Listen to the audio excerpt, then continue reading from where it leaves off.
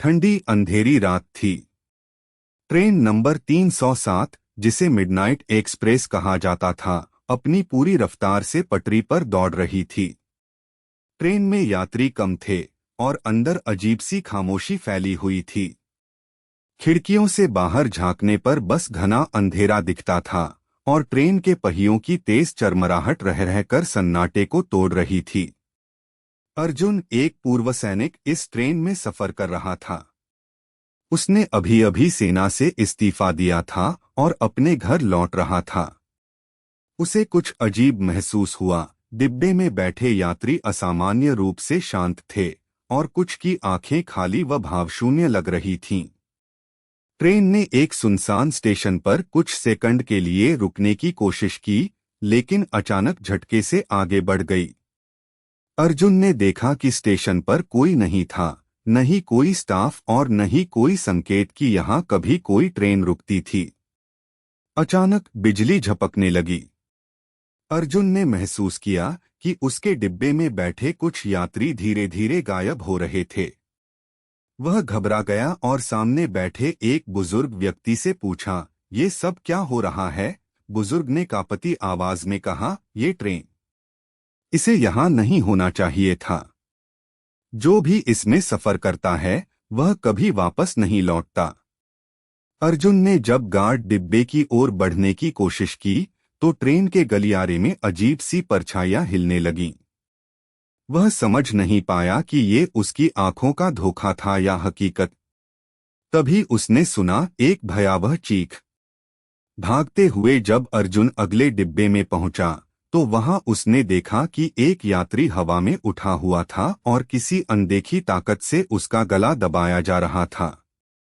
अर्जुन ने तुरंत उसकी मदद करने की कोशिश की, लेकिन जैसे ही उसने उस यात्री को छुआ, वह एक भयानक चीख के साथ हवा में घुल गया। अर्जुन किसी तरह इंजन की ओर बढ़ा, लेकिन वहां का नजारा और भी भयावह था। चालक गायब था। ट्रेन बेकाबू होकर तेज रफ्तार में भाग रही थी। तभी एक पुरानी फटी डायरी उसे पड़ी मिली। उसने डायरी खोली और पढ़ना शुरू किया। ट्रेन 307 कोई साधारण ट्रेन नहीं है। 10 साल पहले यह ट्रेन एक भयानक हादसे का शिकार हुई थी। पटरी से उतरकर इसमें सवार सभी यात्री मारे गए थे।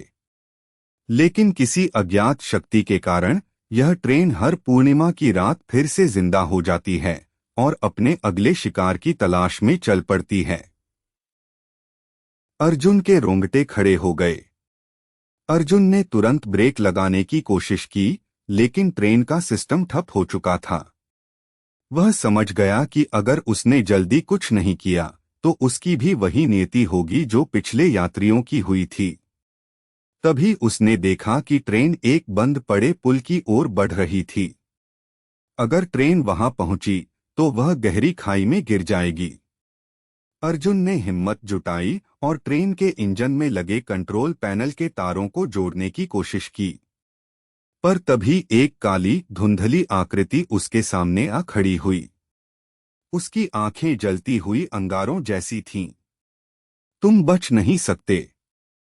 कोई भी इस ट्रेन से जिंदा नहीं जाता। एक डरावनी आवाज गूंज उठी। लेकिन अर्जुन हार मानने वालों में से नहीं था।